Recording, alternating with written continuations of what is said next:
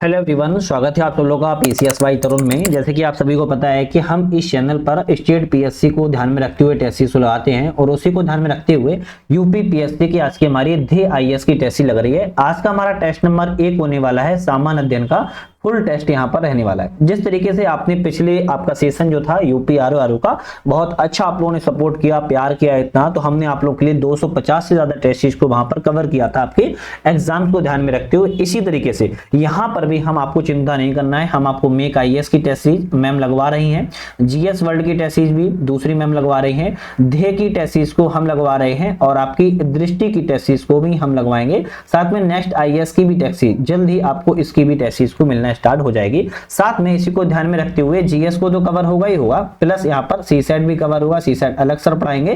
साथ में current affairs को हम प्रॉपर तरीके से कवर करते ही करते हैं। आपको पिछली आपका सेशन को देखते हुए सारी चीजें आपको क्लियर होगी होंगी कि भाई ये डेडिकेटेड चैनल है आपके एग्जाम्स को ध्यान में रखते हुए। तो आप लोग एक बार जोरदार तरीके से चैनल को लाइक शेयर सब्सक्राइब कर दीजिए, जिससे कि मुझे मोटिवेशन मिलता है और अच्छा भी लगता है। साथ में पता चलता है कि आप लोग मेरे इतने सपोर्ट में हो, इतना प्यार मुझे आप कर रहे हो। साथ में एक चीज और भी है कि हमारे टेलीग्राम से जुड़कर ये सब चीजों की आप पीडीएफ वगैरह डाउनलोड कर सकते हो। तो टेलीग्राम और व्हाट्सएप दोनों ही जगह ऐड हो जाइएगा, जिससे कि पीडीएफ वगैरह कोई अपडेट है तो आपको मिलता रहेगा।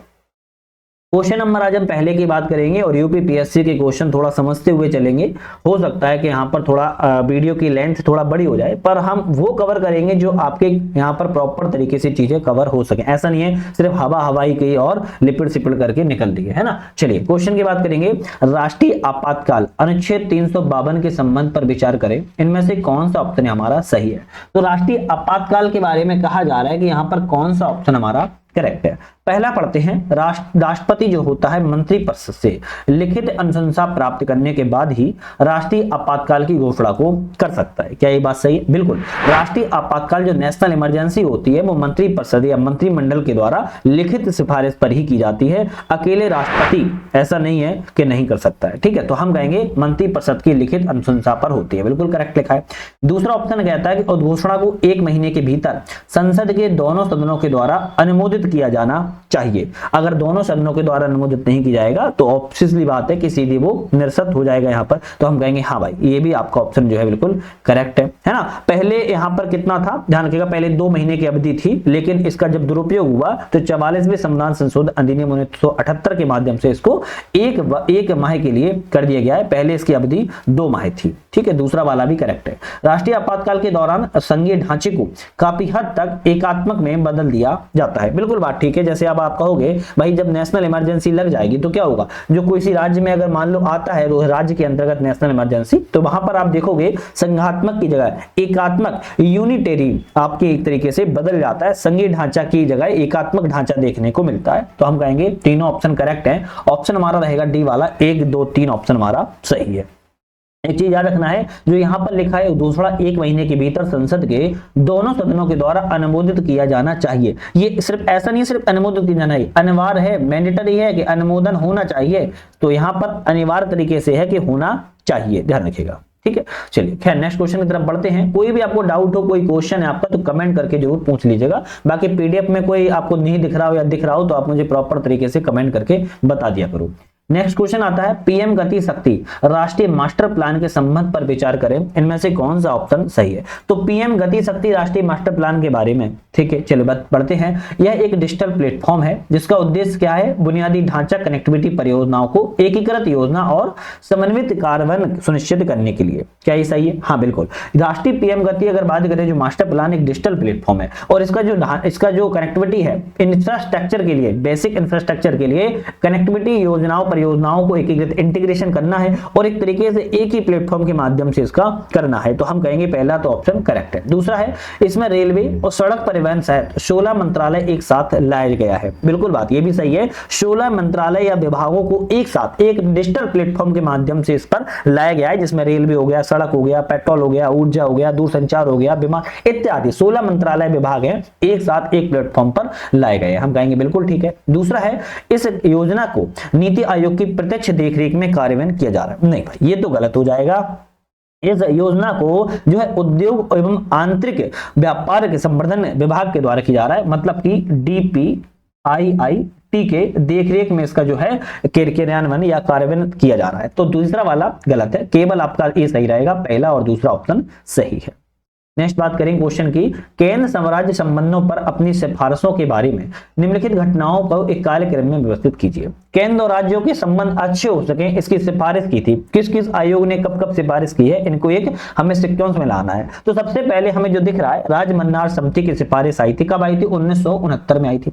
उसके बाद किसकी आई थी? उसके बाद सरकारिया आयोग की आई थी, सरकारिया आयोग की 1983 में आई थी। उसके बाद की बात किया तो पुंछी आयोग की आई थी, किसकी? पुंछी आयोग की आई थी। पुंछी कब आई थी? तो 2007 में आई थी। और तदुपरांत बात किया है तो यहाँ पर नीति आयोग का गठन किया गया है, नीति आयोग का गठन 2015 में किया गया है। अगर ऑप्शन आपको केवल पहला और तीसरा वाला ही पता होता तो आप पहले ही सही कर लेते, ध्यान रखिएगा। ऑप्शन हमारा क्या हो जाएगा?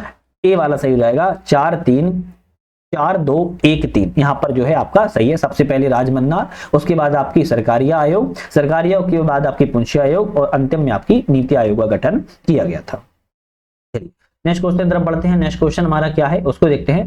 केंद्र राज्य संबंधों के बारे में विचार करें और इनमें से कौन से ऑप्शन जो है सही है। संबंध का प्रकार है और असंबंधित अनुच्छेद है, कौन सा अनुच्छेद का किस संबंध से प्रकार है। जैसे बात करें विधायी संबंध, विधायी संबंध किससे है? आर्टिकल 245 से 255 का है, बिल्कुल ठीक है। प्रशासनिक संबंध अनुच्छेद 256 से 263 तक का है, ये भी करेक्ट है। वित्तीय संबंध अनुच्छेद 268 से 293, ये भी ठीक है। और प्रशासनिक अधिकरण अनुच्छेद 323 ए से संबंधित है, ये भी सही है। तो ऑप्शन हमारा जब सभी सही मिले हैं, ऑप्शन ए वाला रहेगा, ए का ए, बी का 2, सी का 3, डी का 4 ऑप्शन यहाँ पर सही है।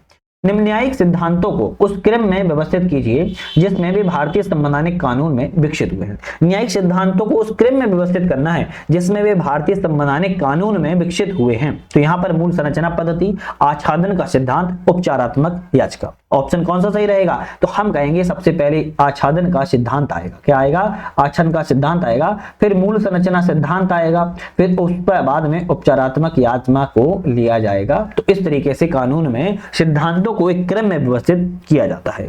ठीक है, चलिए अब जैसे आच्छादन सिद्धांत की बात किया है तो भारतीय संविधान ने इसको 1950 के आसपास में क्या किया था? विकसित किया था, है ना। और अगर बात करें यहाँ पर मूल संरचना की, मूल संरचना को 1973 के आसपास में विकसित किया गया था केशवानंद भारती बनाम केरल राज्य के मामले में, है ना। और बात करें उपचारात्मक की तो सुप्रीम कोर्ट ने इसको 2002 में एक तरीके से विकसित किया था। तो इस तरीके से आपके ऑप्शन हमारा ए वाला यहाँ पर जो है करेक्ट हो जाएगा।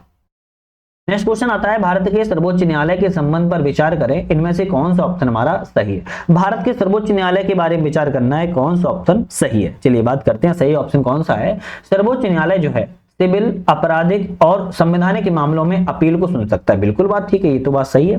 राष्ट्रपति सर्वोच्च न्यायालय की सलाह के अनुसार कार्य करने के लिए बाध्य होता है, नहीं बाध्य नहीं होता है, सिर्फ सलाह मांगता है। आर्टिकल आपके 143 के तहत राष्ट्रपति सर्वोच्च न्यायालय से अनुच्छेद 143 के तहत सलाह मांग सकता है। सलाह को मानना या ना मानना, क्योंकि परामर्शदाता सलाह होती है, तो सलाह को मानना या ना मानना वो राष्ट्रपति पर निर्भर करता है। सलाह देना भी सर्वोच्च न्यायालय का कार्य है। दूसरा गलत है। तीसरा है, सर्वोच्च न्यायालय को मौलिक अधिकारों के परिवर्तन के लिए अनुच्छेद 32 के तहत रिट जारी करने की सारी शक्ति प्राप्त है, बिल्कुल बात ठीक है। संविधान की आत्मा एवं हृदय को भीमराव अम्बेडकर ने आर्टिकल 32 को कहा है। तो पहला और तीसरा सही है, हमारा ऑप्शन 1 और 3 यहाँ पर जो है बिल्कुल करेक्ट हो जाएगी। कोई आपका डाउट है, कोई क्वेश्चन है तो कमेंट करके जरूर बताइएगा। एक छोटा सा अपडेट है, सुन लीजिएगा, बहुत सारे लोग नए हैं तो उनको नहीं पता होगा। हमारा ऐप आ चुका है जिसका नाम है यूपीएससी नट। क्या नाम है? यूपीएससी नट ऐप आ चुका है, इसका नाम है। यहाँ पर आपकी यूपीपीएससी को ध्यान में रखते हुए 3 कोर्सेज को हमने चलाया है। एक तो आपका यूपीपीएससी प्री टेस्ट सीरीज को 300 से ज्यादा टेस्ट है, जिसमें full test, chapter wise test, subject wise test, previous test, model paper सारे आपको यहाँ पर ऑनलाइन माध्यम से आप लोग कवर कर सकते हो विद एक्सप्लेनेशन डिस्प्लेन के साथ। यहाँ पर आप लोग देख पाओगे 300 के 300 क्वेश्चन है, बहुत प्यारे क्वेश्चन है, हिंदी और इंग्लिश दोनों माध्यमों में है। आप एक बार जाके ऐप पे डाउनलोड करके जरूर ज्वाइन कर लीजिएगा। साथ में यूपी पीसीएस के लिए हमने क्विक रिवीजन नोट्स के माध्यम से पीडीएफ बनाई है, 23 पीडीएफ है, हालांकि इनकी वीडियो भी आपको आने मिलना स्टार्ट हो गई है, तो वीडियो भी ऐप के माध्यम से उसी सेक्शन मिल जाएगी, तो इसको आप ज्वाइन कर पाओगे। आपने साल 2 साल में कितना पढ़ा है इसका रिवीजन आप विद अपडेटेड के आप पा पाओगे। तो यहां पर ऐप पर आपकी यूपीपीएससी को ध्यान में रखते हुए 2 कोर्स हमने लॉन्च किए हैं। इन दोनों कोर्सों को आप ज्वाइन अगर कर लेते हो, मुझे उम्मीद है कि आपकी सफलता कि सीढ़ी जो है 4 कदम आगे हो जाएगी। ऐसा नहीं कह रहा हूं सिर्फ आप परचेस कर लोगे तो सिर्फ परचेस करने पढ़ना पड़ेगा, कई बार करना पड़ेगा, तब हो पाएगा। कोई डाउट हो, कोई क्वेश्चन हो, वही मेरा कॉन्टेक्ट नंबर है, आप डायरेक्ट हमें फोन भी लगा सकते हो। चलिए क्वेश्चन की तरफ वापस लौटते हैं। क्वेश्चन हमारा क्या है उसे देखते हैं। 7वां क्वेश्चन है, थोड़ा सा जूम कर लेते हैं पहले। 7वां क्वेश्चन है यहाँ पर हमारा, राज्यपाल की शक्तियों के बारे में कौन सा ऑप्शन यहाँ पर सही है। तो राज्यपाल की शक्तियों के बारे में बात किया जा रहा है, कौन सा ऑप्शन सही है। शक्ति है और उदाहरण है, कौन सी शक्ति राज्यपाल की यहाँ पर है, चलिए बात करेंगे। जैसे कार्यकारी शक्ति की बात की है तो राज्यपाल के महाधिवक्ता की नियुक्ति करना राज्यपाल की कार्यकारी शक्ति आती है, बिल्कुल ठीक है। विधायी शक्ति की बात की जाए, राज्य विधानसभा के पहले सत्र को संबोधित करना विधायी शक्ति के अंतर्गत आता है, ये भी ठीक है। न्यायिक शक्ति की बात करें तो न्यायाधीशों की नियुक्ति में उच्च न्यायालय से परामर्श करना, ये भी न्यायिक शक्ति के उसमें आता है, ये भी सही है। विवेकाधीन शक्ति, राष्ट्रपति की स्वीकृति के लिए विधेयक को सुरक्षित रखना राष्ट्रपति की राज्यपाल की विवेकाधीन शक्ति है, हम कहेंगे ये भी ठीक है। तो ऑप्शन रहेगा ए का 1, बी का 2, सी का 3, डी का 4 ऑप्शन हमारा यहाँ पर बिल्कुल करेक्ट है। नेक्स्ट बात करेंगे, द्विसदनी विधायिका वाले राज्य में एक साधारण विधेयक पारित करने के लिए निम्नलिखित विधायी प्रक्रियाओं को सही क्रम में व्यवस्थित कीजिए। द्विसदनी विधायिका वाले राज्य में साधारण विधेयक को पारित करने के लिए विधायी प्रक्रिया का सही क्रम क्या हो सकता है। तो क्रम की बात करें, सबसे पहले विधानसभा में इसको क्या किया जाएगा, विधेयक को पेश किया जाएगा। फिर क्या होगा, जब विधेयक पेश किया जाएगा तो विधानसभा के द्वारा इसको पारित किया जाएगा, है ना, क्या होगा, पेश किया जाएगा तो पारित किया जाएगा। पारित करने के बाद क्या होगा, तो विधान परिषद को प्रेषित मतलब कि भेजा जाएगा, और जब भेजा जाएगा तो विधान परिषद स्वीकृत अस्वीकृत कुछ तो करेगी, उस अंतिम में उसकी राज्यपाल की स्वीकृति मिल जाएगी। तो चौथे नंबर पर राज्यपाल की स्वीकृति, तो हमारा ए रहेगा 2, 1, 4, 3 ऑप्शन यहाँ पर बिल्कुल करेक्ट है। नेक्स्ट बात करेंगे, राज्यपाल की शक्तियों के बारे में कथनों पर विचार करें, कौन सा ऑप्शन यहाँ पर सत्य है। राज्यपाल की शक्तियों के बारे में विचार करने को बोल रहा है, राज्यपाल अपने विवेक से किसी भी समय राज्य विधानसभा को भंग कर सकता है। अरे नहीं, किसी भी आपकी विवेक से तो नहीं करेगा। विधानसभा भंग करने के लिए राज्यपाल को या तो सीएम एवं मंत्रिपरिषद की, किसकी, मंत्रिपरिषद की जो है सलाह प्रकार करना होता है, स्वयं विवेक से कार्य नहीं करेगा, तो पहला वाला गलत है। राज्यपाल राज्य विधानमंडल के द्वारा पारित कुछ विधेयकों को राष्ट्रपति के लिए विचार के लिए आरक्षित रख सकता है, हाँ बिल्कुल ठीक है। आर्टिकल 200 के तहत कहा भी गया है, राज्यपाल के पास राज्य विधानमंडल के सत्र में न होने पर अध्यादेश जारी करने की शक्ति प्राप्त है, हाँ ये भी ठीक है। आपके अध्यादेश जारी 213 के तहत कर सकता है, जिस तरीके से प्रेसिडेंट जो होता है 123 के तहत करता है, और आपका जो गवर्नर है 213 के तहत करता है। हम कहेंगे 2 और 3 तो सही है, जबकि पहला वाला ऑप्शन यहाँ पर गलत था। नेक्स्ट क्वेश्चन की तरफ बढ़ते हैं। नेक्स्ट क्वेश्चन क्या आता है, एक तरफ अनुच्छेद और प्रावधान है, किस आर्टिकल में किस अनुच्छेद का प्रावधान है, अनुच्छेद 74 आर्टिकल 74 में कहता है राष्ट्रपति को सलाह एवं सहायता देने के लिए मंत्रिपरिषद का प्रावधान किया गया है, चौथे से मिलाएंगे। 75 के 3 में क्या कहता है, 75 के 3 में कहता है मंत्रिपरिषद की सामूहिक जिम्मेदारी के बारे में, ठीक है। अनुच्छेद 85 कहता है कि संसद के सत्र के बारे में, बिल्कुल ठीक है। आर्टिकल 105 संसद की विशेषाधिकार के बारे में कहता है, हम कहेंगे ए वाला सही रहेगा, ए का 4, बी का 1, सी का 2, 3 और डी का 2 ऑप्शन हमारा करेक्ट है। राष्ट्रपति चुनाव में सांसदों के मतों के मूल्य के बारे में बात कर रहा है, किस सूत्र में निर्धारित किया जाता है।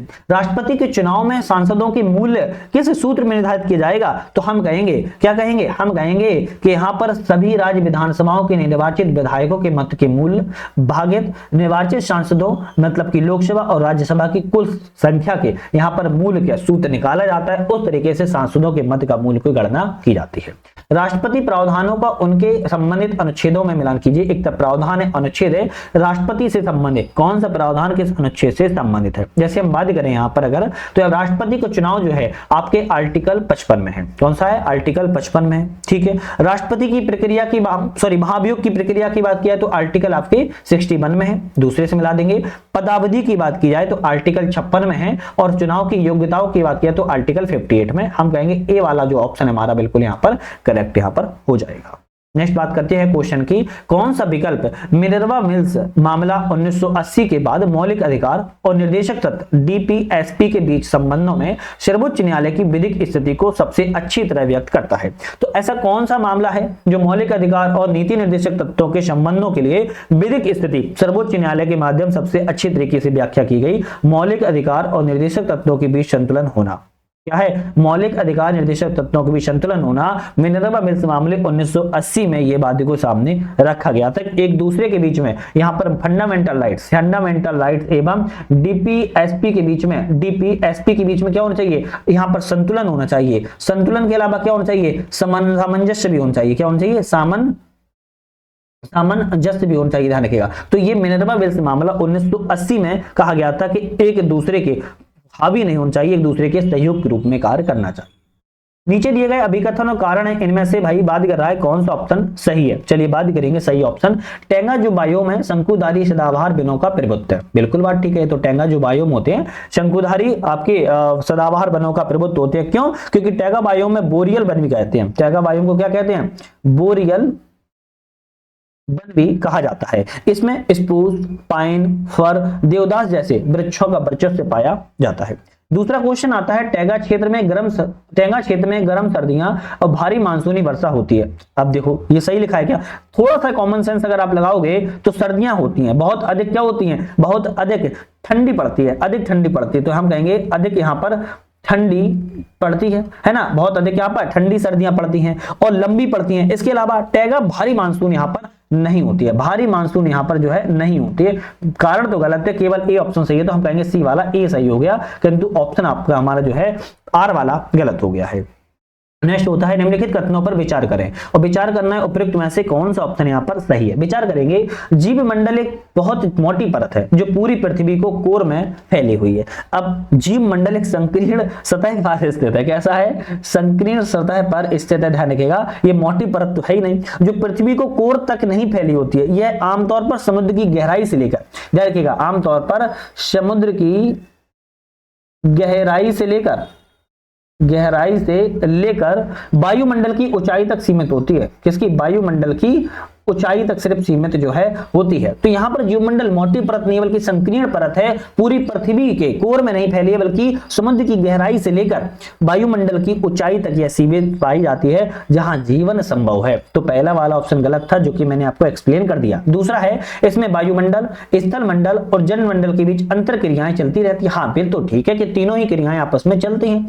जीव मंडल में अधिकांश जीवन समुद्र से 200 मीटर के नीचे, समुद्र तल से 6000 मीटर के ऊपर मौजूद होता है। तो हम कहेंगे हाँ ये भी ठीक बात है। तो दोनों ऑप्शन ठीक है, 2 और 3 ऑप्शन आएगा बी वाला यहाँ पर करेक्ट है, जबकि पहला वाला ऑप्शन यहाँ पर गलत था। नेक्स्ट बात करेंगे बायोम है और वनस्पति है, कौन सा बायोम किस वनस्पति से संबंधित है। जैसे बात करें यहाँ पर बायोम और वनस्पति की, चलिए बात करें थे समाना बायोम में अगर वनस्पति और जीवों की बात अगर हम करें तो हम कहेंगे आग प्रतिरोधी झाड़ियां और जेब्रा यहाँ पर जो है देखने को मिलता है। उष्णकटिबंधीय वर्षा वन की बात की है तो चौड़ी पत्तीवार वाले सदाबहार पेड़ एवं छत्रजीव मिलते हैं। ठीक है, घास मैदान की बात करें तो बाइसन एवं प्रेरी कुत्ते मिलते हैं, और रेगिस्तान की बात की जाए तो कैक्टस एवं सैजिब्रस मिलते हैं। ऑप्शन हमारा ए वाला रहेगा, ए का चौथा, बी का दूसरा, सी का तीसरा, डी का पहला ऑप्शन हमारा सही है। चलिए नेक्स्ट क्वेश्चन की बात करेंगे अभिकथन और कारण है, इनमें से कौन सा ऑप्शन आपका अभिकथन कारण में सही है। जैसे बात करें यहाँ पर हम कि जैव आवर्धन बायो मैग्निफिकेशन जो है परिणाम स्वरूप, जैव आवर्धन के परिणाम स्वरूप उच्च ट्रैफिक स्तरों पर जीवों में विषाक्त पदार्थों की उच्च सांद्रता होती है। क्या होती है? उच्च सांद्रता होती है। हम कहेंगे बिल्कुल ठीक है। क्यों? क्योंकि जैव आवर्धन का अर्थ होता है जब कोई विषाक्त पदार्थ जैसे डीडीटी, पारा श्रृंखला के निचले स्तर से ऊपर की ओर आते हैं जाते हैं, वे सांद्रित होते हैं। इसलिए ट्रॉपिक स्तरों मछलियां पक्षी मानव की मात्रा जो होती है अधिक होती चली जाती है। दूसरा कारण कहता है कि डीडीटी जैसे विषाक्त पदार्थ पानी में घुलनशील होते हैं, इसलिए शरीर में उत्सर्जित हो जाते हैं। भाई डीडीटी जैसे जो रसायन वसा में घुलनशील होते हैं, पानी में नहीं होते हैं, वसा में घुलनशील होते हैं। ध्यान रखिएगा, पानी में नहीं होते हैं, इस शरीर की वसा में जमा हो जाते हैं, आसानी से उत्सर्जित नहीं होते हैं, शरीर की वसा में ये उत्सर्जित हो जाते हैं। ये भी ध्यान रखना है। कारण गलत था, ऑप्शन केवल ए सही है, परंतु आर ऑप्शन गलत है, सी वाला ऑप्शन हमारा सही हो जाएगा।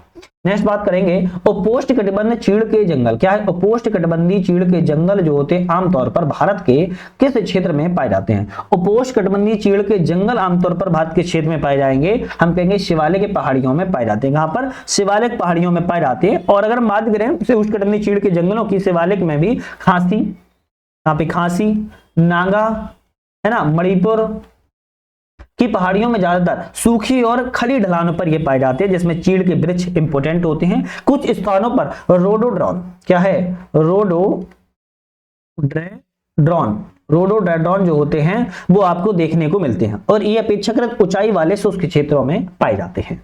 चलिए बात करेंगे नेक्स्ट क्वेश्चन की, जीवाणु प्रजातियों के नाइट्रोजन चक्र में उनकी भूमिका बताइए। तो जीवाणु प्रजातियों की नाइट्रोजन चक्र में उनकी हमें क्या बताना है, उनकी भूमिका बताना है, कौन सी होती है। चलिए बात करेंगे भूमिका के बारे में। जैसे राइजोबियम की बात करें, राइजोबियम जो होता है सहजीवी नाइट्रोजन स्थिरीकरण से संबंधित होता है, दूसरे से मिला देंगे। नाइट्रोसोमोनस की बात की जाए, नाइट्रोसोमोनस की बात करें तो अमोनिया को नाइट्रेट में बदलता है, दूसरे से मिला देंगे। नाइट्राबैक्टर की बात की जाए, नाइट्राबैक्टर जो होता है नाइट्राइट को नाइट्रेट में बदलता है, तीसरे से मिला देंगे। और स्यूडोमोनास की बात की जाए तो डिनाइट्रिफिकेशन से संबंधित होता है, तो हमारा ऑप्शन यहाँ पर ए वाला यहाँ पर करेक्ट हो जाएगा।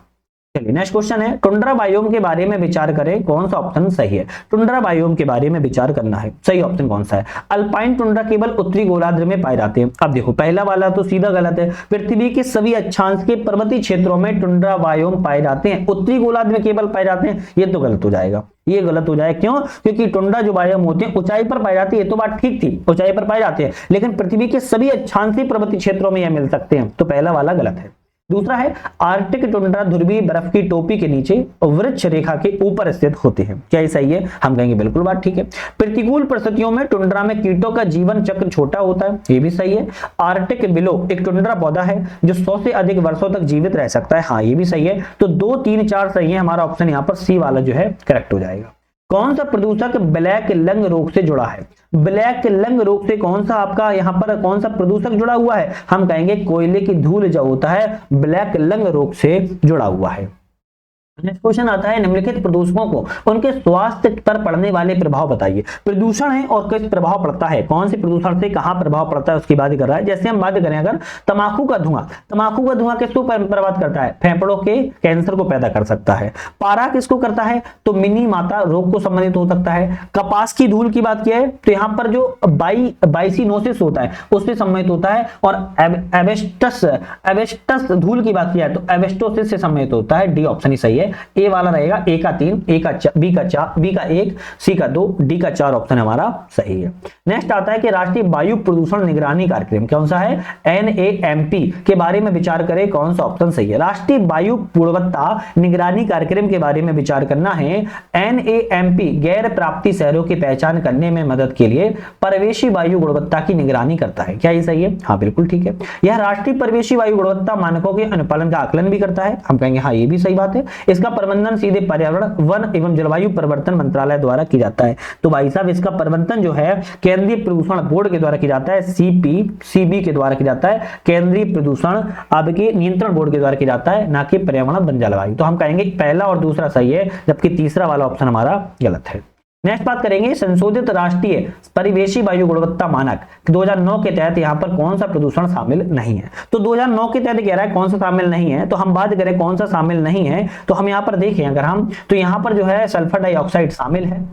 बात करें हम मीथेन शामिल नहीं है, ओजोन भी यहाँ पर शामिल है, नाइट्रस ऑक्साइड भी शामिल नहीं है। तो 2 और 4 यहाँ पर जो है आपके 2009 के तहत शामिल नहीं थे, जबकि सल्फर डाइऑक्साइड और ओजोन इस सूची के मानकों में शामिल रखे गए थे। तो यहाँ पर मीथेन और नाइट्रस ऑक्साइड शामिल नहीं है, ठीक है, जबकि सल्फर डाइऑक्साइड और ओजोन शामिल है।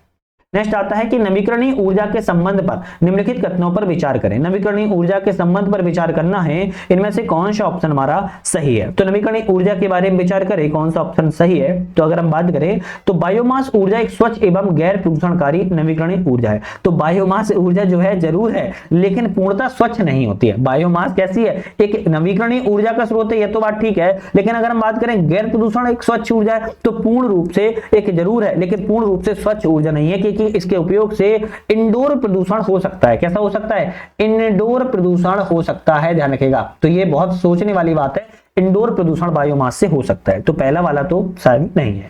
भूतापीय ऊर्जा पृथ्वी की सतह के नीचे मैग्मा और गर्म शुष्क चट्टानों में गर्मी का उपयोग करती है, बिल्कुल बात ठीक है, ये तो बात सही है।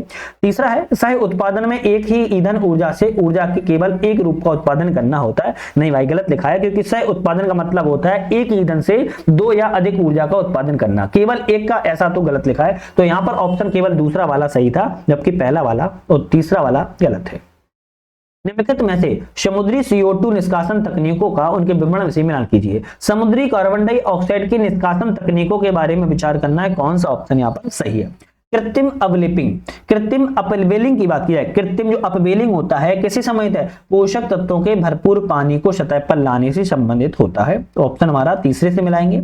समुद्री शैवाल की खेती की बात किया है तो कार्बन के समृद्ध बायोमास को समुद्र में डुबोने से संबंधित होता है। महासागर पोषण की बात किया है तो फाइटोप्लैंक्टन को बढ़ावा देने के लिए लोहे का संयोजन संबंधित होता है। ऑप्शन हमारा ए वाला यहाँ पर करेक्ट। नेक्स्ट आता है निम्नलिखित कथनों पर विचार करें, कौन सा ऑप्शन हमारा सही है। तो सही ऑप्शन की विचार करना है, औसत वार्षिक शुद्ध वन लाभ 2010-2020 के बीच में भारत विश्व स्तर पर तीसरे स्थान पर रहा है। बिल्कुल बात करेक्ट है। UNFF19 में भारत ने केवल प्रजातियों के संरक्षण पर ध्यान केंद्रित किया, तकनीकी हस्तक्षेप पर नहीं। अब देखो क्यों भारत ने न केवल प्रजातियों के संरक्षण पर ही किया, प्रजातियों के संरक्षण पर तो किया ही किया था, बल्कि उन्नत तकनीकों पर भी क्या किया था, ध्यान किया था। तो ऑप्शन दूसरा वाला गलत लिखा है। प्रजातियों के साथ साथ भारत के द्वारा, प्रजाति के साथ साथ भारत के द्वारा तकनीकी के मामलों में भी ध्यान दिया गया था। ऑप्शन केवल पहला वाला सत्य रहेगा, दूसरा वाला ऑप्शन यहाँ पर गलत है। नेक्स्ट क्वेश्चन की बात करेंगे, निम्नलिखित में से कौन सा ऑप्शन हमारा सही है, वर्ष और महत्वपूर्ण घटना है। केवल एक ऑप्शन हमारा सही है। बात करेंगे 1995 कैसे संबंधित है, भारत में विश्व ओजोन से संबंधित है। तो यहां पर लिखा है भारत ने ओजोन पदार्थों का उपयोग बंद कर दिया। भाई साहब ये सही लिखा है क्या, गलत लिखा है। 1995 में बात करा है कि भारत ने विश्व ओजोन दिवस मनाना शुरू किया था। तो ऑप्शन गलत है। ठीक है। 1987 की बात किया है, 1987 मॉन्ट्रियल प्रोटोकॉल को अपनाया। हाँ बिल्कुल ठीक, ये बी वाला सही है। 1987 में भारत ने मॉन्ट्रियल प्रोटोकॉल को अपनाया था, जिसका उद्देश्य क्या था, जिसका उद्देश्य था कि ओजोन क्षयकारी पदार्थों के चरणबद्ध तरीके से समाप्त करना था। तो हम कहेंगे ये जो आपका लिखा हुआ है पहले वाले में, ये दूसरे वाले में सही था। सन 2000 की बात किया है, यहाँ पर लिखा है ओजोन छिद्र पूरी तरह से बंद हो गया। नहीं, ओजोन छिद्र के सबसे बड़े आकार के लिए जाना जाता है, बंद हो गया ये तो गलत है। ओजोन जो छिद्र है यहाँ क्या था, ओजोन जो छिद्र है एक बड़े आकार के रूप में जाना गया। तो ये दूसरा तीसरा वाला भी गलत है। 2016 में बात करा है कि यहाँ मॉन्ट्रियल प्रोटोकॉल को पहली बार अपनाया गया। मॉन्ट्रियल प्रोटोकॉल के तहत किगाली संशोधन को अपनाया गया था। यहाँ पर मॉन्ट्रियल प्रोटोकॉल नहीं बल्कि किगाली संशोधन को अपनाया गया था। डी वाला भी गलत है। ऑप्शन पूछा था कौन सा सही है, केवल 1987 में मॉन्ट्रियल प्रोटोकॉल अपनाया गया, केवल बी ऑप्शन यहाँ पर सही था। 2025 में जोड़े गए रामसर स्थलों के बारे में बताइए, कौन सा रामसर स्थल किस राज्य में जोड़ा गया है। जैसे बात करें उद्वा झील, अब उद्वा झील का जैसे नाम आता है झारखंड राज्य से संबंधित है। बात की जाए यहाँ पर थुरंगल झील, थुरंगल झील का नाम आ जाए, नाम से ही संबंधित होता है, तमिलनाडु से है। सक्करकोट्टई, सक्करकोट्टई का नाम आ जाए, ये भी तमिलनाडु से है। खेचोर पलरी झील आपकी सिक्किम राज्य से है। एक बार फिर से याद कर लो, उद्वा झील झारखंड से है। बात की जाए थिरुंगल झील, थिरुथंगल झील की बात की तमिलनाडु से है। सक्करकोट्टई भी तमिलनाडु से है और खचोर पलरी भी आपकी कहां से है, सिक्किम से है। ऑप्शन आपका यहाँ पर ए वाला सही रहेगा, ए का दूसरा, बी का पहला, सी का चौथा, डी का तीसरा ऑप्शन हमारा सही है। नेक्स्ट बात करेंगे अभिकथन और कारण है, इनमें से कौन सा अभिकथन कारण है उसको देखते हैं। मुगलानी बेगम, मुगलानी बेगम मुगल बादशाह आलमगीर द्वितीय के समय पंजाब की एक महिला सूबेदार थी। क्या ये सही है? हाँ बिल्कुल बात ठीक है। कारण है नादिर शाह के आक्रमण से भारत में 57 दिनों के लिए मुगल सत्ता का लोप हो गया था। ये भी सही है, लेकिन सिर्फ इस कारण से महिला सूबेदार पंजाब की थी। भाई कारण तो गलत है, कारण क्या है गलत है, तो हम कहेंगे आर ए दोनों कथन सही है पर व्याख्या नहीं इसकी सही कर रहा है, इसलिए दोनों कथनों पर सिर्फ सही टिकलाएंगे, बल्कि ऑप्शन आपका यहाँ पे बी वाला सही रहेगा। सूची 1 और सूची 2 है, यहां पर मिलाना है। जैसे ईरानी दल की बात की, ईरानी दल किससे संबंधित है, तो हम कहेंगे जो ईरानी दल है जुल्फिकार खान से संबंधित है। तुरानी दल आपका चिनकिलिश खान से संबंधित है। हिंदुस्तानी दल सैयद बंधु संबंधित है। सुन्नी मत आपका तुरानी एवं अफगानी संबंधित है। तो ये दल हैं और इनसे संबंधित आपके शासक है, तो हम कहेंगे ए वाला ऑप्शन यहाँ पर करेक्ट हो जाएगा। नेक्स्ट आता है निम्नलिखित राज्यों को उनके स्थापना वर्ष के क्रम में व्यवस्थित कीजिए। जैसे बंगाल की स्थापना मुर्शीद कुली खान ने की थी, कब की थी, 1713 में की थी। यहाँ पर बात किया रोहिलखंड की स्थापना बीर राउद एवं अली मोहम्मद खान ने 1714 में की थी। अवध की स्थापना शहादत खान ने 1739 में की थी। हैदराबाद की स्थापना चिनकिलिश खान ने 1724 में की थी। ऑप्शन हमारा सी वाला सही रहेगा। 1 2 4 3 आपके ऑप्शन हमारे यहाँ पर बिल्कुल करेक्ट है। 1 2 4 3 ऑप्शन हमारे करेक्ट है। नेक्स्ट आता है किस युद्ध में गुरु गोविंद सिंह के दो पुत्र जोरावर और फतेह सिंह को दीवार में चुनवा दिया गया था। एक ऐसा युद्ध है जिसमें गुरु गोविंद सिंह के दो पुत्र थे जोरावर और फतेह सिंह, इनको दीवार में चुनवा दिया गया था। इनके पुत्रों का क्या नाम था, तो हम कहेंगे किस युद्ध में, तो नाम तो जोरावर और फतेह सिंह था। किस युद्ध में, तो हम कहेंगे आनंदपुर द्वितीय युद्ध में। किसमें, आनंदपुर द्वितीय युद्ध में चुनवा दिया गया था, ध्यान रखिएगा। ठीक है, तो गुरु गोविंद सिंह के ये दोनों पुत्र थे, ध्यान रखना है। नेक्स्ट आता है प्रथम आंग्ल मराठा युद्ध के संबंध पर विचार करें, कौन सा ऑप्शन सही है। प्रथम आंग्ल मराठा युद्ध के बारे में विचार करना है, कौन सा ऑप्शन सही है। सूरत की संधि 1775 में रघोबा और मुंबई सरकार के मध्य में की गई थी, क्या ये सही है, बिल्कुल बात ठीक है। दूसरा है पुरंदर की संधि 1776 में वारन हेस्टिंग्स एवं पूना सरकार के मध्य में की गई थी, ये भी बात ठीक है। बड़गांव की संधि 1782 में, बड़गांव की संधि 1782 में नहीं की गई थी, 1739 में की गई थी, सॉरी 1779 में की गई थी, 1779 में, और यह जो है अंग्रेज एवं मराठों के बीच में। तो ध्यान रखना है, यहां पर तीसरा वाला गलत है। जबकि 1782 की अगर संधि का नाम आया है तो किसी न किसी के बीच में तो की गई होगी, सालवाई की संधि के रूप में जानी जाती है। कौन सी, सालवाई की संधि के रूप में 1782 को जाना जाता है। ऑप्शन 1 और 2 सही है, तो हम कहेंगे बी वाला यहां पर करेक्ट हो जाएगा। नेक्स्ट बात करेंगे वैश्विक परिदृश्य में भारत में ब्रिटिश उपनिवेशवाद को क्रमिक रूप से सर्वप्रथम किसने निरूपित किया। वैश्विक परिदृश्य में भारत में ब्रिटिश उपनिवेशवाद को क्रमिक रूप से बात की जाए तो कार्ल मार्क्स के द्वारा विकसित किया गया था। किसने, कार्ल मार्क्स ने विकसित किया था। कार्ल मार्क्स ने सबसे पहले बताया था वाणिज्यिक, क्या बताया था, वाणिज्य पूंजीवाद। क्या बताया था, वाणिज्य पूंजीवाद। उसके बाद आपका औद्योगिक पूंजीवाद बताया, और औद्योगिक पूंजीवाद के आपके वित्तीय पूंजीवाद बताया था। तो इस तरीके से ब्रिटिश उपनिवेशवाद में क्रमिक रूप से कार्ल मार्क्स के द्वारा विकसित किया गया। भू राजस्व के संबंधित समितियों के बारे में विचार करें, कौन सा ऑप्शन सही है। भू राजस्व में समितियों के बारे में विचार करना है, कौन सा ऑप्शन करेक्ट है। तो बात करें अमीनी समिति 1778 में भू राजस्व प्रणाली तथा अकाल से संबंधित है, बिल्कुल करेक्ट है। फिलाउट समिति 1940 में बटाईदारों को 1/3 उपज देने से अनुशंसा है। तो यहां पर अगर बात की जाए, फिलाउट आयोग ने बटाईदारों की हिस्सेदारी को 2% 2/3 निश्चित किया था। बंगाल के तेभागा आंदोलन की प्रेरणा से संबंधित है। ऑप्शन हमारा यहां पर दूसरा वाला गलत है। जबकि तीसरा कहता है कि निमेयर समिति 1936 का संबंध केंद्र राज्य वित्तीय संबंधों से है, तो तीसरा वाला भी सही है। तो 1 और 3 सही है, हमारा ऑप्शन रहेगा बी वाला यहां पर बिल्कुल करेक्ट। फिलाउट आयोग जो है आपकी बटाईदारों की हिस्सेदारी की 2/3 निश्चित की थी, इससे संबंधित था। नेक्स्ट आता है पुस्तक और लेखक है, कौन सी पुस्तक किस लेखक से संबंधित है। जैसे a history of the sepoy war in India, JW के संबंधित है, करेक्ट है। असबाब ए बगावत ए हिंद, सैयद अहमद खान की लिखी है, ये भी सही है। Peasant and the Raj, Eric Stokes ने लिखी है, ये भी ठीक है। History of Indian mutiny, TR Holmes ने लिखी है, ये भी सही है। हम कहेंगे सभी चारों ऑप्शन हमारे जो हैं करेक्ट है। राजा राम मोहन राय को किस पत्रिका के माध्यम से सती प्रथा का विरोध के लिए जाना जाता है। तो भाई साहब राजा राम मोहन राय को आपके संवाद गोमती पत्रिका, कौन सी है, संवाद गोमती पत्रिका जो है सामाजिक कुरीतियों के विरोध के लिए लेख प्रकाशित किया था, इसलिए और ये सती प्रथा के खास तौर से विरोध के रूप में आपकी संवाद गोमती पत्रिका राजा राम मोहन राय की जानी जाती है। सूची 1 और सूची 2 है, यहां पर मिलाना है, कौन सा ऑप्शन यहां पर करेक्ट है। जैसे संविधान सभा की पहली बैठक 3 दिसंबर 1946 को हुई, करेक्ट है ना। संविधान की सभा की अंतिम बैठक 24 जनवरी 1950 की हुई, ये भी करेक्ट है। संविधान लागू 26 जनवरी 1950 को हुआ, ये भी सही है। संविधान का अंगीकरण 26 नवंबर 1949 को हुआ, ये भी सही है। तो चारों ऑप्शन आपके सही मिले हुए हैं। ऑप्शन हमारा ए वाला रहेगा, ध्यान रखिएगा, कौन सा रहेगा, ए वाला ऑप्शन सही रहेगा। निम्नलिखित में से विचार करें कितनी युग्म यहां पर सही है, कितनी युग्म सही है विचार करना है। तो अगर हम बात करें यहां पर खोज विद्रोह बिहार से संबंधित, करेक्ट है। खैरवार आंदोलन झारखंड संबंधित, ये भी करेक्ट है। खौन विद्रोह उड़ीसा से संबंधित है, ये भी करेक्ट है। कूका आंदोलन पश्चिमी पंजाब संबंधित, ये भी सही है। हम कहेंगे चारों के चारों ऑप्शन हमारे यहां पर सही है। आयोग है और वर्ष है, कौन सा आयोग किस वर्ष गठन किया गया था। बात करें सैडलर आयोग आपका 1917 से 19 से संबंधित है। हंटर आयोग की बात किया है 1882 से 1883 संबंधित है। राधा कृष्णन समिति की बात किया है तो 1948 से 1949 संबंधित है आजादी के बाद। और कोठारी आयोग भी 1964 से 1966 संबंधित है आजादी के बाद। ऑप्शन हमारा ए वाला यहाँ पर जो है करेक्ट रहेगा। नेक्स्ट क्वेश्चन की बात करेंगे, अलाउद्दीन खिलजी के निम्नलिखित विजय अभियानों को एक कालक्रम में विस्तृत कीजिए। अलाउद्दीन खिलजी के विजय अभियानों को एक कालक्रम में विस्तृत करना है तो गुजरात अभियान, गुजरात अभियान कब से संबंधित है, 1299। रणथंभौर अभियान की बात की है तो 1301।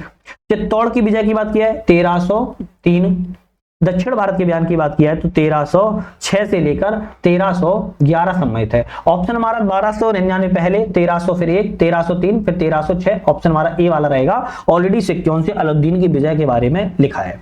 मैं हिंदुओं का क्या लिखा है, मैं हिंदुओं का जजिया कर माफ नहीं कर सकता क्योंकि यह इस्लाम की परंपरा है। यह कथन के सुल्तान से जुड़ा है। मैं हिंदुओं का जजिया कर माफ नहीं कर सकता, यह फिरोज शाह तुगलक से जुड़ा हुआ है। किससे?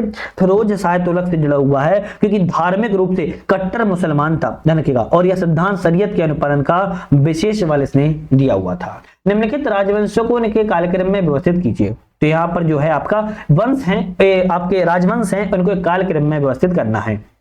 अगर बात करें सबसे पहले इन वंशों में, और ये किसकी बात हो रही है, ये विजयनगर साम्राज्य की बात हो रही है पूरी, है ना। वहीं पर संगम वंश, आपके शालुब वंश, तुलुक वंश फिर ऐसे आए थे। तो संगम वंश अगर बात करें, संगम वंश की सबसे पहले बात की हरिहर बुक्का ने स्थापना की थी। कब की थी? 1336 में स्थापना की थी और 1485 तक ये वंश रहा था। संगम वंश के बाद आपके शालुब वंश आया, नरसिंह शालुब ने स्थापना की थी। शालुब वंश की स्थापना 1485 से लेके 1505 संबंधित रहा है। संगम वंश के बाद आपका शालुब वंश आया, शालुब वंश के बाद तालुब वंश आया। तुलुक वंश की स्थापना वीर नरसिंह ने की थी, 1505 से लेके 1570 तक रहा है। और 1570 में आपका अरावीडू वंश आया, 1570 से लेके आपका यहाँ पर 1672 तक अरावीडू वंश रहा। अरावीडू वंश की स्थापना राम राय के द्वारा की गई थी। ऑप्शन आपका यहाँ पर बी वाला जो है बिल्कुल करेक्ट हो जाएगा।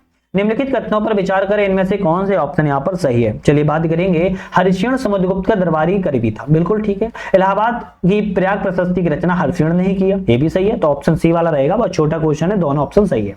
उत्तर प्रदेश में जमींदारी उन्मूलन कानून 1950 में लागू हुआ था, तो किस तारीख को लागू हुआ था बात की जाए तो हम कहेंगे 1 जुलाई 1952 को लागू हुआ था। कब हुआ था? जमींदारी उन्मूलन कानून 1950 वाला 1 जुलाई 1952 को उत्तर प्रदेश में लागू हुआ था। ऐसे क्वेश्चन एग्जाम में बहुत आ रहे हैं, ध्यान रखना है आप लोगों को। अभिकथन और कारण, इनमें से कौन सा ऑप्शन अभिकथन कारण सही है बात करेंगे। बात करें, भारत का महान्यायवादी ना तो सरकार का पूर्णकालिक वकील है, ना ही वह सरकारी कर्मी की श्रेणी में आता है, बिल्कुल बात ठीक है।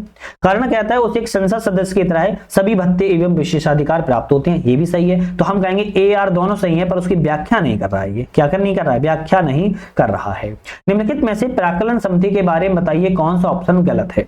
प्राक्कलन समिति के बारे में, जो एस्टीमेट कमेटी होती है लोकसभा के, इसमें 30 सदस्य होते हैं, ये तो बिल्कुल ठीक लगा है। लोकसभा में बजट पेश होने से पहले इसका गठन किया जाता है। अरे भाई, लोकसभा में बजट पेश से पहले इसका क्यों गठन किया जाएगा? क्योंकि तो एक स्थायी समिति की तरह कार्य करती है, तो यह इसका गठन, यह एक प्राक्कलन समिति कैसी होती है? स्थायी समिति भी होती है। इसका गठन केवल लोकसभा में होता है, ये भी ध्यान रखना है, और उसमें लोकसभा के ही 30 सदस्य शामिल होते हैं, ये भी ध्यान रखना है। बी वाला ऑप्शन गलत था, मतलब कि यही सही हो जाएगा। मंत्रिपरिषद का कोई भी सदस्य इसमें शामिल नहीं होता है, बिल्कुल बात ठीक है। और स्थायी मित्रवता समिति भी कहते हैं, ये भी ऑप्शन आपका करेक्ट है।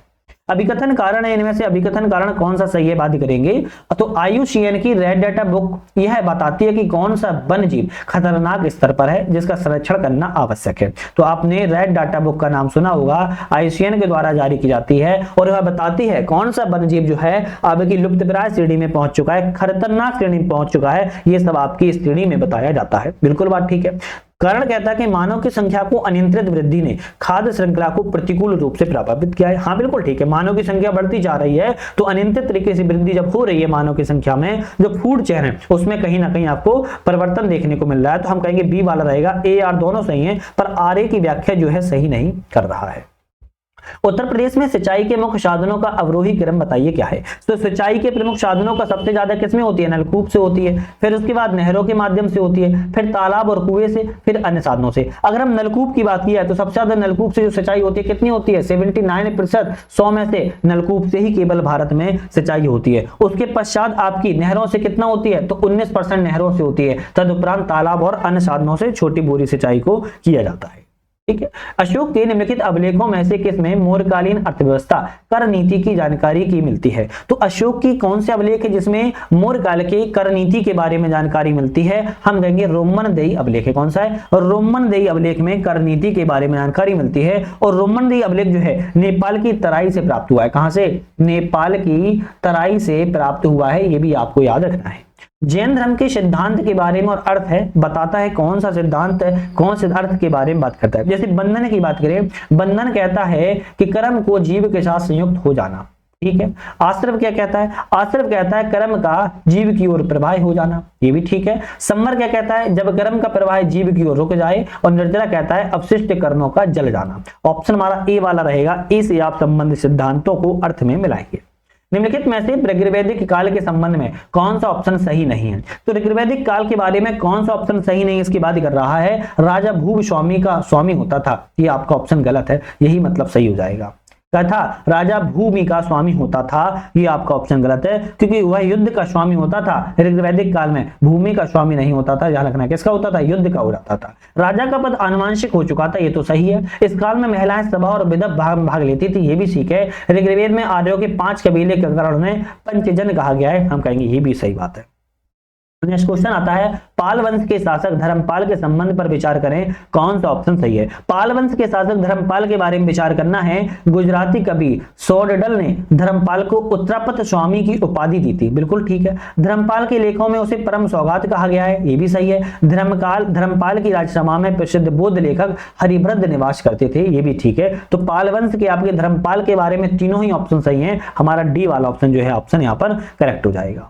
नेक्स्ट आता है कि निम्नलिखित में से कौन अर्थव्यवस्था में तरलता जाल की स्थिति को दर्शाता है? इकोनॉमी में तरलता जाल की स्थिति को कौन सी चीज दर्शाता है बात कर रहा है, तो हम कहेंगे बॉन्ड की कीमतों में गिरावट को दर्शाता है, सही है। क्या में ब्याज दरें भी दर्शाती है, ये भी सही है। उच्च बचत दरें भी दर्शाती हैं। तरलता जाल को यहाँ पर बात करें, एक विरोधाभासी आर्थिक स्थिति है जिसमें ब्याज दरें अत्यधिक कम होती हैं, बचत की दरें उच्च रहती हैं, परिणाम स्वरूप मौद्रिक नीति जो होती है प्रभावी होना मुश्किल हो जाता है। इसलिए अर्थव्यवस्था में तरलता जाल को यहां पर दर्शाया जाता है। ऑप्शन हमारा डी वाला यहां पर जो है करेक्ट हो जाएगा।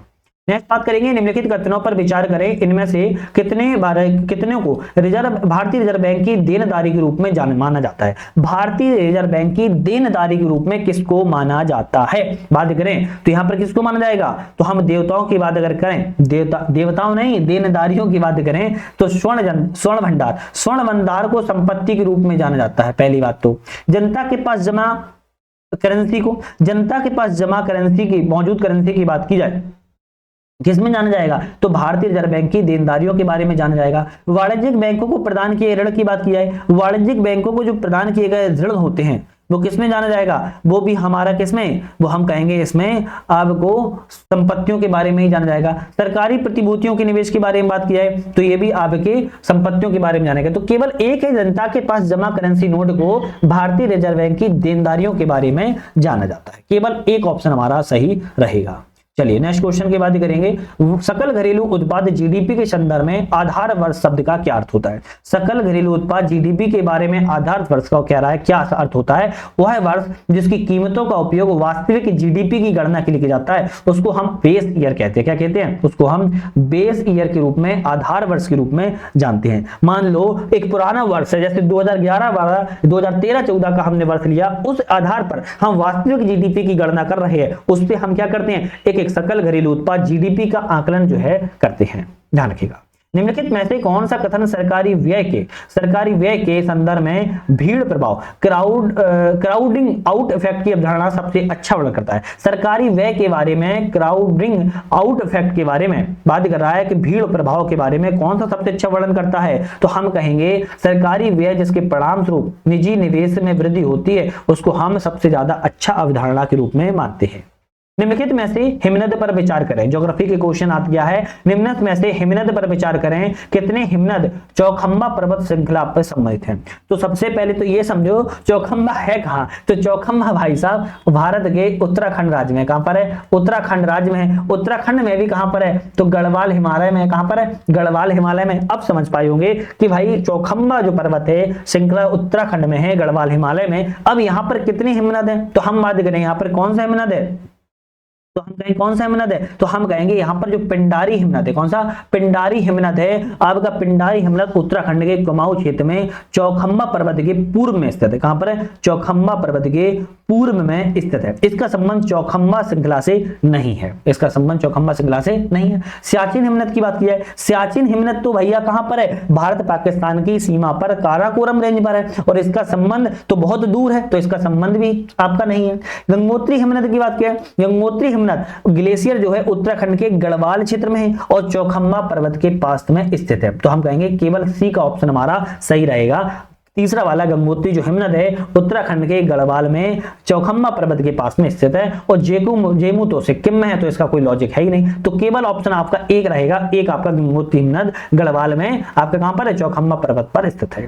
कौन सा देश फाइव आइज इंटेलिजेंस अलायंस का सदस्य नहीं है? फाइव आइज इंटेलिजेंस अलायंस का कौन सा सदस्य देश नहीं है? संयुक्त राज्य अमेरिका का सदस्य है, कनाडा भी सदस्य है, न्यूजीलैंड भी। भारत इसका सदस्य देश नहीं है। तो डी वाला ऑप्शन जो आपका यहाँ पर गलत हो जाएगा, ध्यान रखिएगा। ठीक है, निम्नलिखित घटनाओं को एक कालक्रम में व्यवस्थित कीजिए, उनका सही उत्तर का चयन कीजिए। कालक्रम में व्यवस्थित करें, जो कालक्रम में व्यवस्थित अगर करूं तो बात करेंगे यहाँ पर हम, तो यहाँ पर द्वितीय विश्व युद्ध का प्रारंभ सबसे पहले क्या आएगा? द्वितीय विश्व युद्ध का प्रारंभ कब हुआ था? 1939 में हुआ। ठीक है, कांग्रेस मुस्लिम लीग द्वारा मुक्ति दिवस के रूप में मनाया जाना, मुस्लिम लीग के द्वारा मुक्ति दिवस के रूप में कब मनाया गया? तो 1939 में ये भी मनाया गया। अब इनके महीने भी याद कर लेते हैं, तो ये आपका सितंबर में मनाया गया, ये आपका दिसंबर में मनाया गया। कांग्रेस द्वारा व्यक्तिगत सत्याग्रह का आंदोलन कब किया गया? तो ये आपका मार्च 1940 में किया गया। कब किया गया? मार्च 1940 में किया गया। मुस्लिम लीग के द्वारा लाहौर अधिवेशन में पाकिस्तान प्रस्ताव को पारित कब किया गया? ये आपका अक्टूबर 1940 में किया गया। तो ऑप्शन कौन सा रहेगा? हम कहेंगे 4 3 2 1 वाला ऑप्शन रहेगा, बी वाला ऑप्शन यहाँ पर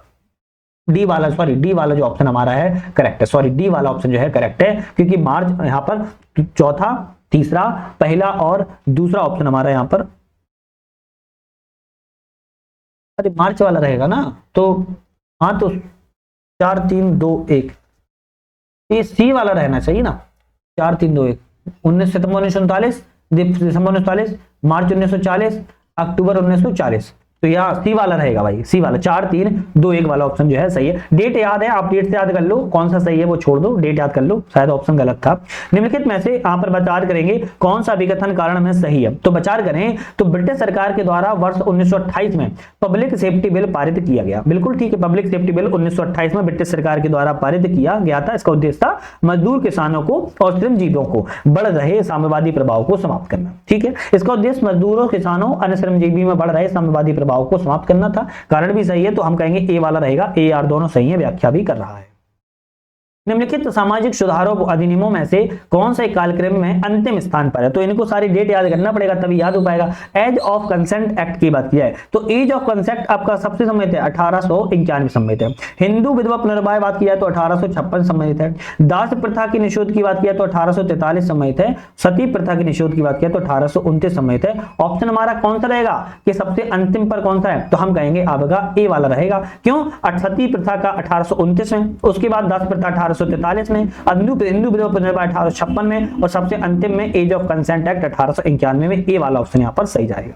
निम्नलिखित में से अभिकथन और कारण है कौन सा सही है? अलीगढ़ आंदोलन के संस्थापक सैयद अहमद के प्रति देवबंद आंदोलन में घृणा थी। बिल्कुल ठीक है, सैयद अहमद ने अंग्रेजों के प्रति निष्ठा बरतते हुए धर्मशास्त्रों को नई परिभाषा देने का भी प्रयास किया था। हम कहेंगे ये भी सही है, ए वाला सही रहेगा, ए आर दोनों सही है और व्याख्या भी इसकी सही कर रहा है।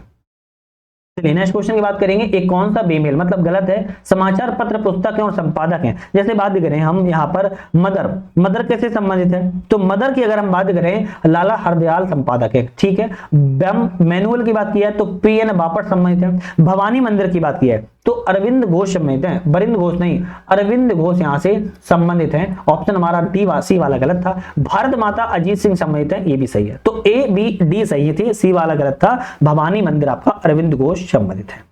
नेक्स्ट आता है कि पृथ्वी पर एक ही स्थान पर रहने के लिए एक भूस्थैतिक उपग्रह को किस क्षेत्र में ठीक ऊपर होना चाहिए? पृथ्वी पर एक ही स्थान पर रहने के लिए एक भूस्थैतिक उपग्रह को किस क्षेत्र के ठीक ऊपर होना चाहिए? हम कहेंगे भूमध्य रेखा के। कहां पर? भूमध्य रेखा के ऊपर होना चाहिए। रात में आकाश में तारे टिमटिमाते हैं, क्यों? रात के समय आकाश में तारे टिमटिमाते हैं, क्यों? क्योंकि पृथ्वी के वायुमंडल की विभिन्न परतों का जो अपवर्तनांक है समय के साथ बदलता रहता है। इसके कारण तारे की छवि की स्थिति समय के साथ बदलती रहती है, इसलिए रात के समय आकाश में तारे क्या होते हैं? टिमटिमाते रहते हैं, रोशनी का अविलंब दिशा में मुड़ते रहते हैं। यहाँ पर आता है चर्चित स्थल और संस्थाएं हैं। चर्चित स्थल और संस्थाओं की बात किया है तो यहाँ पर कौन सा, यहाँ पर कितने ऑप्शन गलत है? अब पूछा कितने ऑप्शन गलत है, तो हम बात करें AWARE टूल। AWARE टूल कैसे संबंधित है? तो AWARE टूल की बात किया है तो ये जो है axis watch and reserve antibiotic खपत की निगरानी के लिए वर्गीकरण उपकरण है। 2017 में विश्व स्वास्थ्य संगठन द्वारा इसको विकसित किया गया था। ये सम्मिलित है, हम कहेंगे बिल्कुल ठीक है। प्रेरणा कार्यक्रम की बात की है तो प्रेरणा कार्यक्रम जो है आपका, यहां पर बात करें प्रेरणा कार्यक्रम स्वास्थ्य परिवार कल्याण मंत्रालय सम्मिलित नहीं है, बल्कि प्रेरणा कार्यक्रम का उद्देश्य क्या है भाई साहब, सभी प्रतियोगियों के लिए एक सार्थक अनूठा अनुभव पैदा करना है और इसे शिक्षा मंत्रालय के द्वारा किया गया। किसके? शिक्षा मंत्रालय। तो हमारा कहेंगे हम भाई साहब दूसरा वाला तो गलत है। ऑपरेशन अमृत की बात की है, ऑपरेशन अमृत नारकोटिक्स कंट्रोल ब्यूरो सम्मिलित है। ऑपरेशन अमृत जो है, ऑपरेशन अमृत केरल राज्य सरकार के द्वारा एंटी माइक्रोबियल प्रतिरोध से निपटने के लिए सम्मिलित था। तीसरा वाला भी गलत है। ई साक्षी ऐप की अगर हम बात करें, ई साक्षी ऐप इलेक्ट्रॉनिक सूचना प्रौद्योगिकी मंत्रालय सम्मिलित है। ई साक्षी ऐप की बात की जाए तो यह सांख्यिकी एवं कार्यक्रम कार्यान्वयन मंत्रालय सम्मिलित है। चौथा वाला भी गलत है। ऑप्शन हमारे कितने गलत हैं? तो 3 ऑप्शन गलत है, केवल ए वाला ऑप्शन हमारा यहाँ पर, केवल ए वाला ऑप्शन जो है सही था। नेक्स्ट क्वेश्चन की बात करेंगे, भारतीय कॉफी बोर्ड के संदर्भ पर विचार करें, कौन सा ऑप्शन हमारा सही है? कॉफी बोर्ड के बारे में कौन सा ऑप्शन सही है? भारतीय कॉफी बोर्ड को घरेलू एवं अंतरराष्ट्रीय दोनों बाजारों में बढ़ावा देता है। बिल्कुल करेक्ट है। भारतीय कॉफी बोर्ड की देखरेख में कृषि मंत्रालय कार्य करता है। कॉफी बोर्ड की देखरेख कृषि मंत्रालय के रूप में कार्य करता है। भाई साहब भारतीय कॉफी बोर्ड जो है वाणिज्यिक एवं उद्योग मंत्रालय के अधीन कार्य करता है। कौन से? वाणिज्यिक एवं उद्योग मंत्रालय के अधीन जो है कार्य करता है, ना कि आपके कृषि मंत्रालय। तो दूसरा वाला गलत। कॉफी बोर्ड के लिए न्यूनतम समर्थन मूल्य निर्धारित करता है। कॉफी समर्थन मूल्य के लिए एमएसपी को निर्धारित नहीं किया जाता है। तीसरा गलत है, केवल एक ऑप्शन हमारा सही है। कॉफी बोर्ड घरेलू एवं अंतरराष्ट्रीय दोनों बाजारों में बढ़ावा है। नेक्स्ट क्वेश्चन आता है, निम्नलिखित कथनों पर विचार करें, कौन सा ऑप्शन हमारा सही है? विचार करें, हरिरुद मुर्गाब बेसिन केवल अफगानिस्तान में स्थित है। तो भाई साहब अफगानिस्तान में ही नहीं है, अफगानिस्तान के साथ साथ यह ईरान में भी है। ईरान के बाद यह बात किया है तो तुर्कमेनिस्तान में भी। कहां पर है? तुर्कमेनिस्तान में भी है। तो केवल अफगानिस्तान में, इसलिए तो गलत हो गया है ना। हेलमंद घाटी में ऐतिहासिक उल्लेख अवेस्ता ग्रंथ का मिलता है। तो हेलमंद घाटी का, नदी घाटी का उल्लेख अवेस्ता में ग्रंथ मिलता है। बिल्कुल सही है, मिलता है। ऑप्शन केवल दूसरा वाला यहाँ पर सही है। तो आज हमने यहाँ पर कितने 70 क्वेश्चनों को कवर किया हुआ है। नेक्स्ट जो हमारे 71 से लेके 150 क्वेश्चन आएंगे दूसरी वीडियो में आ जाएंगे, उसको देख लेना, क्योंकि एक ही वीडियो बहुत लंबी हो जाएगी। अभी समय काफी है तो आराम से करेंगे। जब एग्जाम्स के 20 से 25 दिन बचेंगे तब उस समय हम फुल टेस्ट 150 क्वेश्चनों के लगाना स्टार्ट कर देंगे, साथ में करंट अफेयर्स भी। बाकी की अगर हम बात करें इस चैनल पर यूपीपीएससी के लिए हमारी एक दिन में 4 टेस्ट सीरीज आ रही है। कितनी? 4 टेस्ट सीरीज आ रही है। उम्मीद है आप 4 भी देख पा रहे होगे। एक मॉर्निंग में आती है सुबह 7 बजे, फिर आती है आपकी 11 बजे, 11 बजे के बाद एक आती है आपकी कितने? एक आती है आपकी 4 बजे, और शाम को एक आती है आपकी 7 बजे शाम को। तो ये 4 टेस्ट सीरीज आप देखते ही देखते होंगे। बिहार की अलग चल रही है, वो भी आप देख लीजिएगा। बाकी और भी सेशन चलते रहते हैं, उनको भी आप लोग कवर कर सकते हो। तो आज ही समाप्त करते हैं। वीडियो पे बने रहने के लिए धन्यवाद। बाकी आप लोग हमारे टेस्ट को भी ज्वाइन कर सकते हो टेस्ट सीरीज में यूपीएससी नेट ऐप को डाउनलोड करने के बाद। धन्यवाद।